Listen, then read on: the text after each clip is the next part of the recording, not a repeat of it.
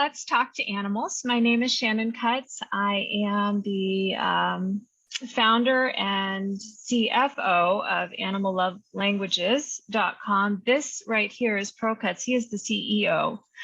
He doesn't have any responsibility for earning rent whatsoever, but he is definitely in charge in every other way, right? And we all know why people really tune into this podcast and video series, don't they? Yeah, we sure do. So if you've been following us for a while, thank you so much. I hope you're enjoying our series with some of the most talented and innovative animal communicators and intuitives around the globe.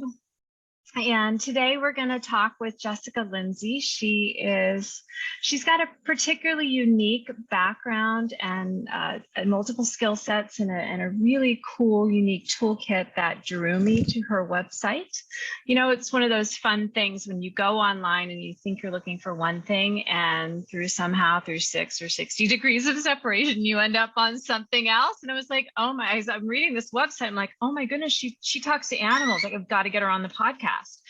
So Jessica Lindsey, you can find her at jessicalindsey.com, and I will also put that in the show notes. But for those of you who are just tuning in for the first time, of course, we offer this as a blogcast on YouTube. You can find us at SM Cutts on YouTube, which is super unglamorous. I chose that 20 years ago before I knew what YouTube was supposed to be used for.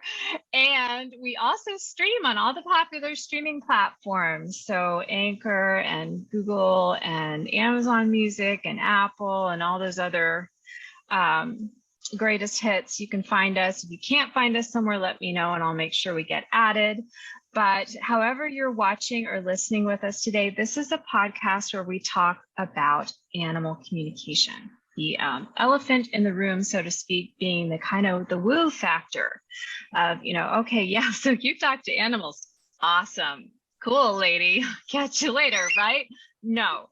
Animal communication it simply taps into the shared birthright that we all have in common. It's an interspecies language, and it's a sensory language. It's an intuitive language. It's something that is wired into our survival instincts and our our limbic brain.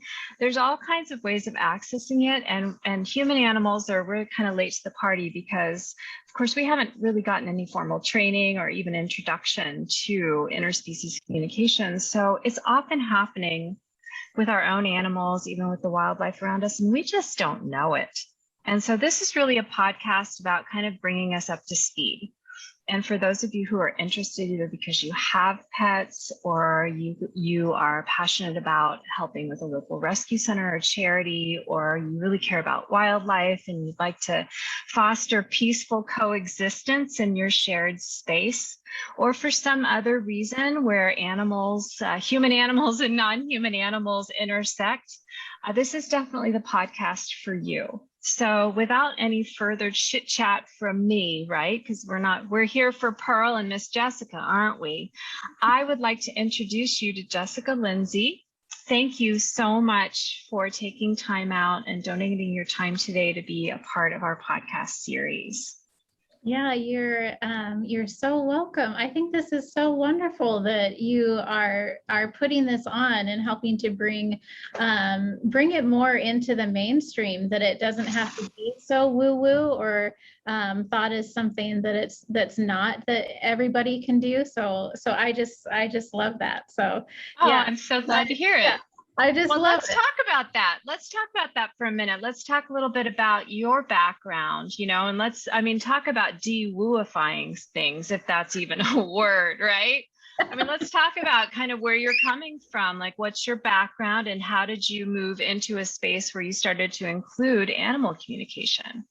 Yeah, so I decided to study animal behavior as my bachelor's degree in college, specifically applied ethology, which is just like the kind of looking at behaviors from what's happening evolutionarily wise with them, and like what are the motivations behind that. Like at that time I was really into like endocrinology and like how do your hormones like affect your behavior and all that sort of stuff, with no real knowledge that like I knew that I knew that animal communicators exist, or that like telepathy exists, because I was fortunate enough to, my father could dowse, like he was an electrician, and he could dowse for like metal under the ground and stuff like that for his job. So it's like I was raised with some sense that extrasensory perceptive abilities do exist, but I really had no idea that that was something that I could do. I thought it had like passed me by or something, Skipped a generation, right? Skipped a generation. It was like, I can't find lost car keys or right. Copper versus, wiring. Yeah, that sort of stuff. So, but I was always very in touch with animals and really wanted to connect with them. Like it was my little child's heart desire to be able to talk to the animals. Like I remember reading a book as a teenager about this girl that figured out that she could talk to animals, and it was this adventure book, and I was like, I just want that to be me. Yeah. Why are all the best superpowers fictional?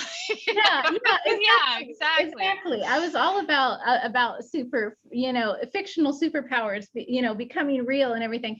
But I really also was like very foundationally in science and like the scientific method and being able to prove things and not just having anecdotal evidence or anything like that.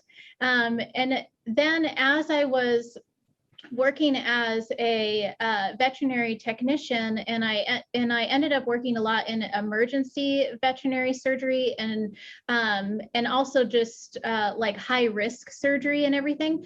And I found that as I was going through that, there came a period of time in my life where I just felt like I needed some sort of healing for myself. Like I needed some kind of healing to help with physical stuff. I had been a dancer my whole life. There had been some stuff that just nobody was ever able to kind of figure out.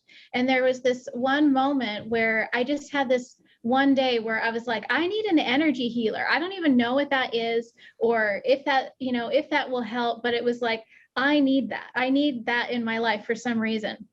And then there ended up being a lady who came into my Latin dance technique class that I was teaching at the time. And then she, after a little while getting to know her, she asked me if we could do a trade, that I could teach her lessons. And she was a massage therapist. And the first time that I went in there, I found that she wasn't just a massage therapist, that she was an energy healer. She was an intuitive. She knew things, about me that I didn't know that anybody could know. And so then that just created this whole journey for me of recognizing, it was like, like she was a little catalyst for me to recognize like, oh, there's something else I need to explore. And then I started on the path of taking intuitive development classes, and I was like the student that was like diving in, like other people were getting overwhelmed by stuff and everything, and I'm like, more, let's do more, I can do more, I can, like I don't know, I just really was like willing to jump down the rabbit hole, even though at times I was scared. Like I was scared of like what this all meant and all of the kind of cultural programming around what it means to like know something beyond your five senses and everything. But then, there was just this part of me that just kept on like pulling me in that direction and pulling me in that direction. And at the same time, I was working as a veterinary surgical technician, and I was using the techniques that I was learning while I was in surgery, either doing the anesthesia or assisting the surgeon, to be able to stay rooted and grounded and very energetically healthy.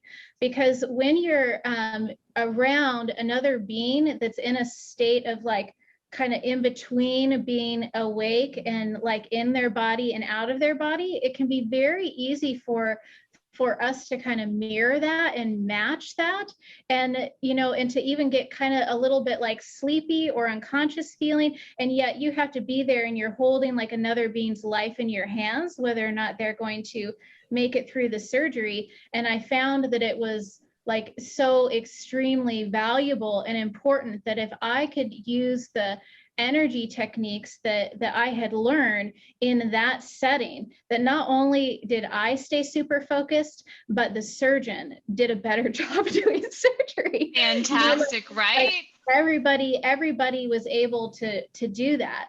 And then because of that, because I was in that sort of like state with animals of them being like asleep in their body, but you know, their spirits kind of like hanging out and everything.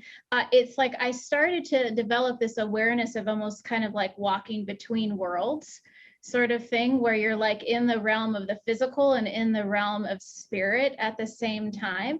And there was a while that I didn't really understand what that meant. But when I would get the great honor of helping with a euthanasia, it was like some of the deepest, most meaningful moments of my life to be with an animal as they were transitioning from their bodies. And all of that really just like, with all of that, I did not know that I could communicate with animals. I just had these like intuitive senses and was, you know, gaining my psychic abilities like clairvoyance and clairaudience and clairsentience and all of that sort of stuff. But still, I didn't know I was an animal communicator. Like I still didn't know, you know? And so then I went on to eventually work professionally as a clairvoyant and an energy healer, and to help humans be able to remove the blocks that are in their bodies, and you know, and just kind of rebalance everything out so people can move forward with grace in their lives and be able to move forward with ease, you know. And then just as a as just like a gift to myself, I was like, I'm just going to see what this whole animal communication thing is about. And I started watching some YouTube videos on it. And I was like, I don't know, I'm going to try this out. And I'm going to give you guys a visual of the first time that I recognize I could communicate with an animal. I was in one of those little saunas where your head just sticks out. It's like an infrared sauna. And it was just my head. And I was listening to a meditation. And I, after I did the meditation, I was like, you know what? I'm just going to see what happens if I try to connect with my rabbit Felurian. And so I was sitting there all super hot and sweaty in the sauna with just my head sticking out. And, you know, I just like kind of decided like, okay, I'm just going to ask her and see if anything comes up. And I heard her, like I heard her voice, and I couldn't believe it. I couldn't believe it. There was like tears running down my eyes and then the sweat running down my body. Right. So you can't even tell the difference at this point, yeah. Right? At the same time, you know, and I don't even remember everything that was communicated, but the main thing that stood out was that she said, "You will help many animals." And she said that in such a huge, profound way that I was just like, it was like blasted. It like blasted me to another level. And I did not even know what that meant for my life. I didn't know how that would manifest, when it would manifest. Was that something I was going to do when I was 50? You know, I had no idea. But I decided like, oh, you know, like maybe as a little like birthday gift to myself, I'm going to take an animal communication course and just see what that is all about.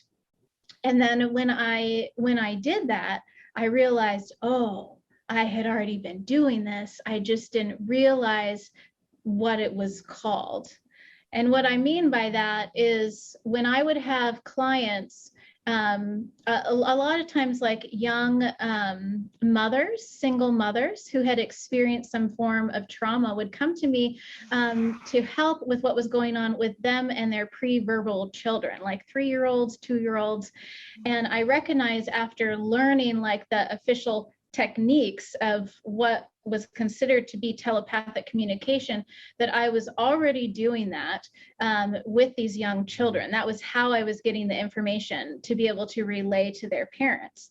And that I was already doing it when I would connect with the animals that I was consuming to honor them. That sometimes messages would come through from them, or they'd share about their end of life experience or something like that. I just didn't know that's what it was. And so once I understood what it was, then I was like, oh yeah, I'm actually doing this. And I also have all of these other skills built up that now I can apply to be able to support animals and humans, be able to come into that deeper connection with each other. So yeah, that's kind of my origin story. It's incredible. It's incredible. And the thing that sticks out to me the most is just, you having to kind of figure it out by yourself and kind of almost back into it, because there are so many other, I remember, 10, 20 years ago, I was first Reiki trained. I think it was 30 years ago now. Speaking of being 50, that's right where I'm at. And so, back in my 20s when I went through Reiki 1 and 2 certification for energy healing, and I didn't even know what it was. I was just a part of a yoga and meditation group, and and it was all very, very fringe back then, right? And so coming back around to it now, there's so many offerings, there's so many different options, there's so many teachers, so many more people know about certain branches of energy healing, and somehow animal communication, interspecies communication, the energetic influence that we have across species seems to almost be that last frontier of woo-woo-ness. And yet it's the way that we lived before these little guys. Those of you who are listening and not watching can't see me holding up my 4th pet, my iPhone 6, 7, 8. I don't even know what version it is, with its little glittery case and its little, and all of the little accessories we have for it. Before we had temperature control, before we had artificial lighting, before we had all of the things that help. I use the word help very, that may not be the right word to use, but that serve to separate us from the rest of the conscious beings on our planet, beings who also share a spectrum of emotions, who share instincts, who share the ability to communicate across 6, if not more, senses. And we've started to feel so separate that now we kind of have this pet culture where we have 1 or 2 or 3 animals that we kind of keep in our world, and they have to kind of adapt to our way of life, and they have to cope with our temperature control and our artificial lighting and our, the EMF waves from all of our electronic devices and all of the other things that are going on, because we're desperately trying to reclaim this sense of ourself as being connected to everything else on this planet, on our home. We are more alike than different.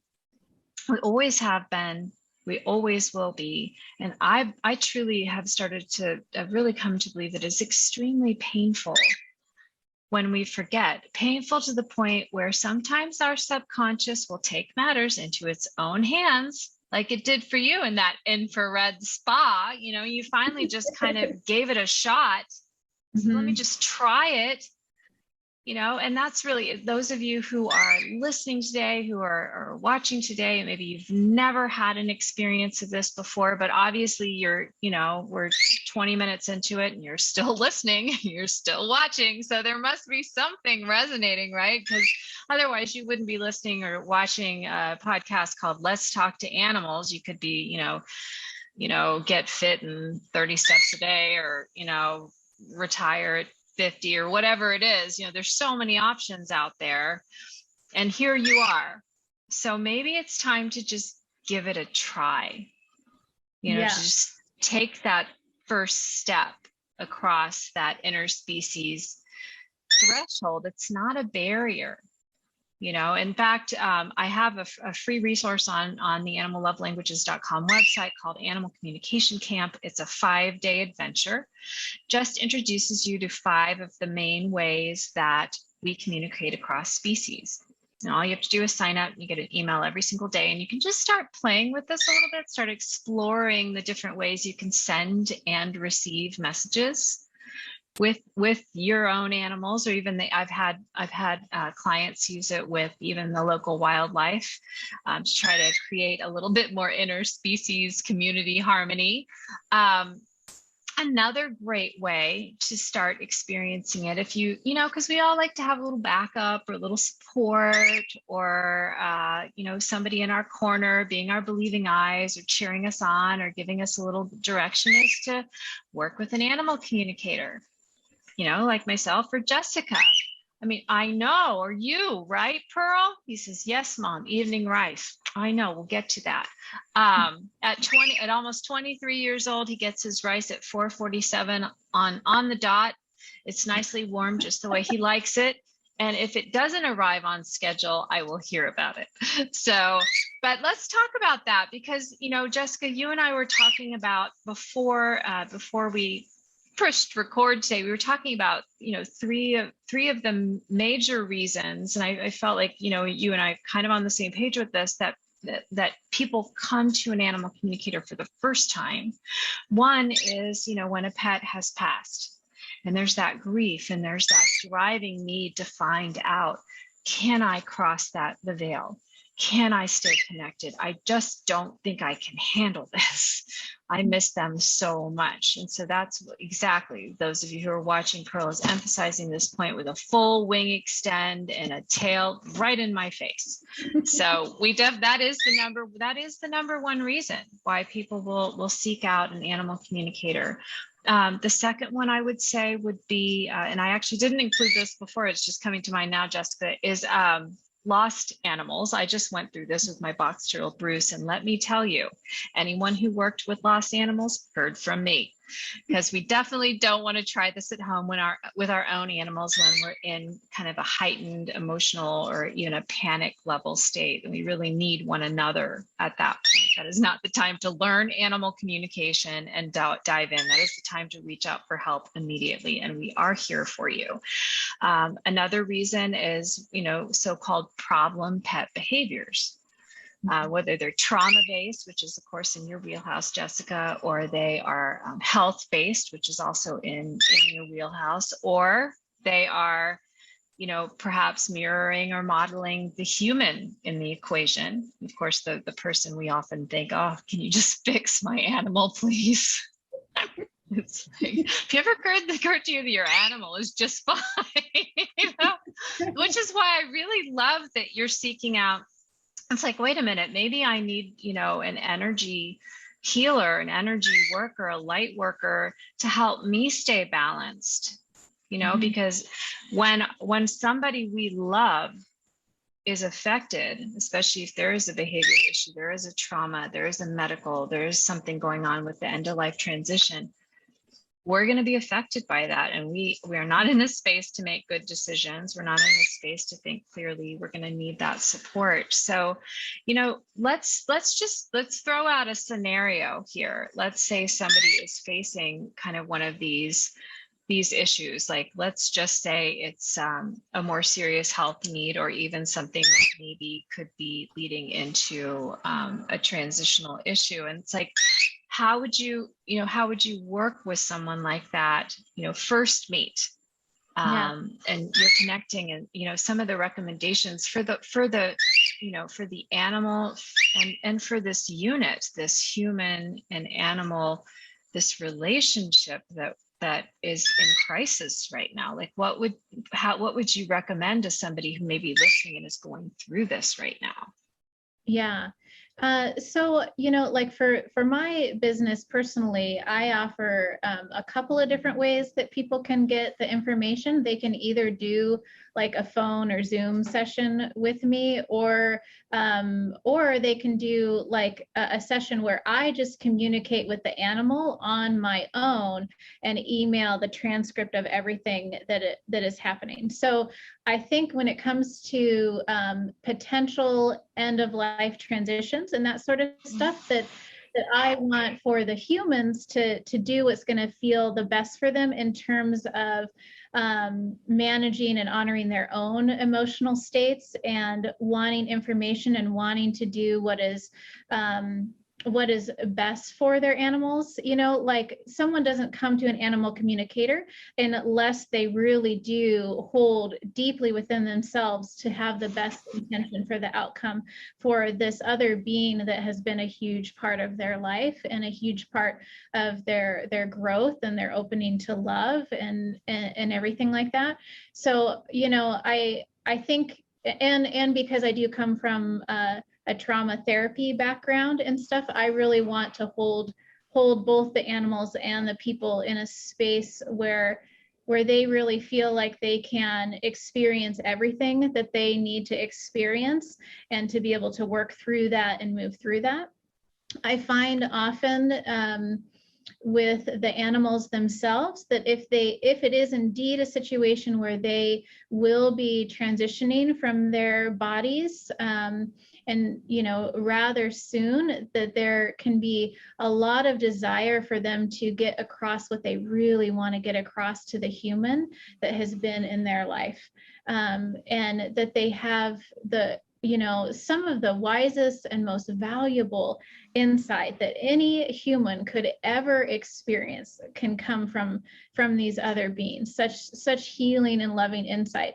So I think what is good for us as humans to understand is that sometimes the animals will so strongly want to communicate something about their human that they may delay talking about their own physical symptoms and what's going on with them until they can get across the message that they want to get across regarding their human's well-being, the healing that they want their human to have, the next step that they want their human to take. So I think that that's kind of a good thing to recognize and to know, because often people will write out, or let me know like, oh, I have all of these questions. And I do have to make it clear that I try to let the animals kind of guide what is most important for them to speak and to be heard on first. And then we can dive in to the questions a little bit more, which can be a little tricky sometimes, because us as humans, we have that same desire. We're like, we just want to help you and make you better and honor your wishes.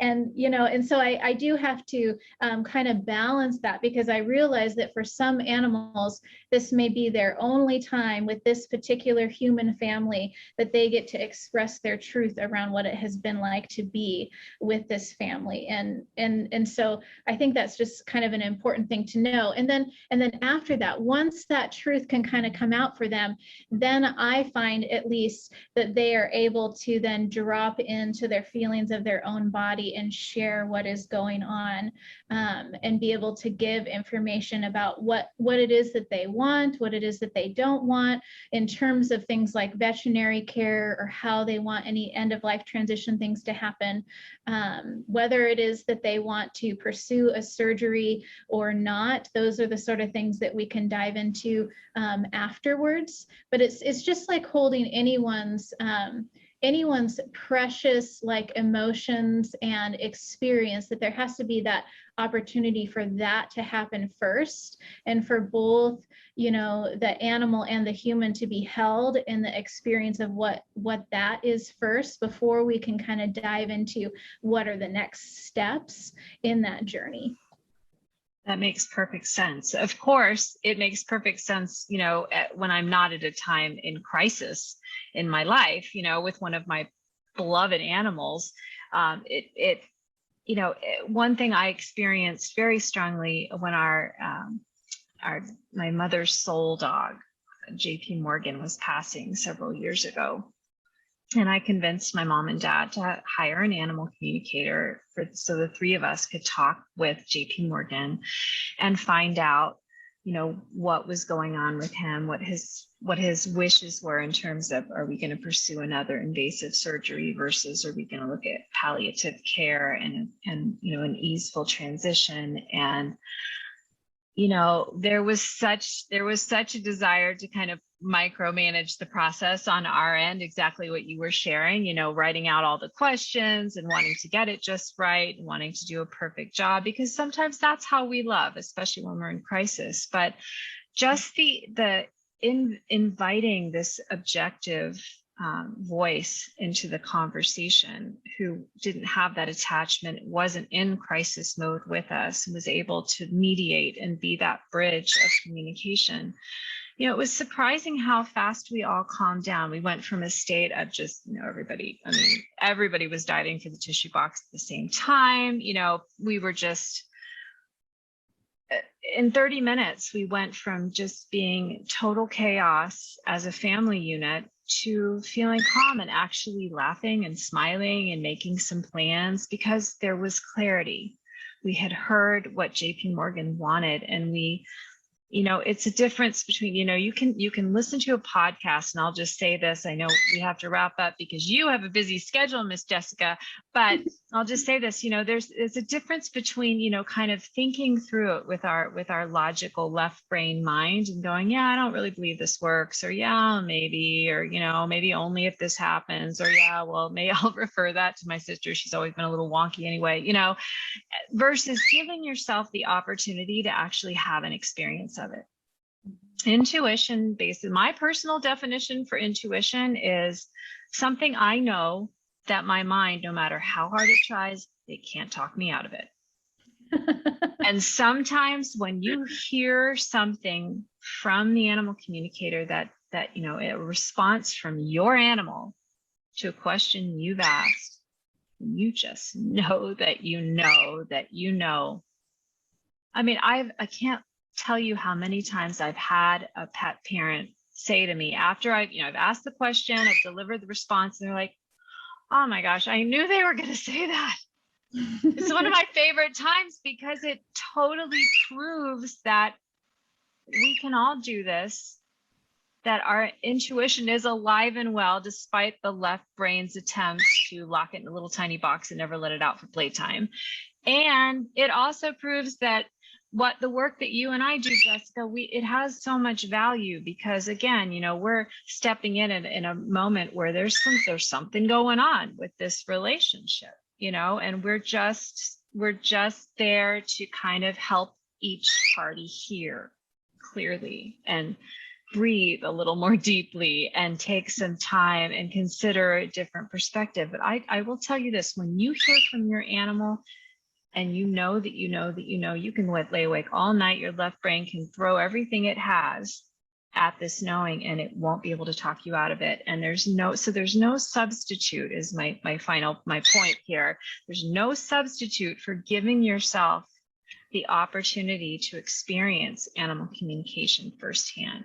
And the fastest way to get up and running truly is to actually work with an established animal communicator. And then you can decide, kind of what you want to do with it, or you can wake up and go, wow, I kind of always have been doing this, or whatever path, or just use it as needed. But I just want to encourage you, if it's on your bucket list, or if you're even thinking of putting it on it, it's pretty easy to give yourself this gift, especially if you've got holidays coming up, birthday coming up, it's an easy bucket list item to check off. It's pretty darn cool, and it's definitely an experience worth having. And you might just discover that you don't know yourself as well as you think you do. There is one of my teachers, Sonia Chapet, she always says, never assume that you know anyone else, including yourself. So I'll leave you with that thought. Now, Jessica, if they want to get in touch with you, I know you have 2 different companies that you work through, so you can just tell us a little bit more about that, and then we'll let you get off and get to your next client. But just tell everyone how to reach you. Yeah. So for intuitive healing work and animal communication and also intuitive development, if that's something that interests you, that's through my website, jessicalindsey.com. And Lindsey is spelled S-E-Y. S-E-Y. I was going to say that, but I will put it in the show notes as well. Yeah. Absolutely. And so like kind of my specialties in that realm is really about bringing both animals and humans back into alignment with themselves and into wholeness with themselves. And so a part of that, and one of the reasons that animals often will kind of nudge their humans to get in contact with me is related to like energetic interference that actually might be either in the human or the animal that needs to get cleared out so that the animal can live its fullest and best life and or the human, depending on who I'm working with. So that's kind of one of my specialties there. And then if you are more interested in like the movement side of just self-care and self-healing, I'm also a trauma-informed yoga therapist and a yoga teacher, and I also teach a ballroom dancing, and that website is edgemovementarts.com. And so that's where I kind of blend movement modalities with intuition and self-knowing. So that's also a fun part of my life. So I do both of those things. That's how I keep myself balanced, is to make sure that I have movement modalities that heal me and keep me grounded and playful, so that then I can do the deep work of holding the space to be able to support those in my intuitive and animal communication practice. Fantastic. Fantastic. Jessica, thank you so much for taking the time and being with us today. And for those of you who are interested, we have the whole podcast series, a wonderful, wonderful lineup of super talented animal intuitives, communicators, and healing artists over at animallovelanguages.com/podcast, or of course you can find us over on YouTube, and you can actually get the link to the YouTube as well as links to some of the most popular streaming platforms over at the website as well. So have appreciated being able to share a little bit of your time and your attention in your day. It's a busy, busy world out there, and we're grateful to have this connection and to share with you our deep, deep love for interspecies harmony and connection. Okay. Bye for now. Thank you again, Jessica, and we will be back next week with another wonderful episode. Okay, take care.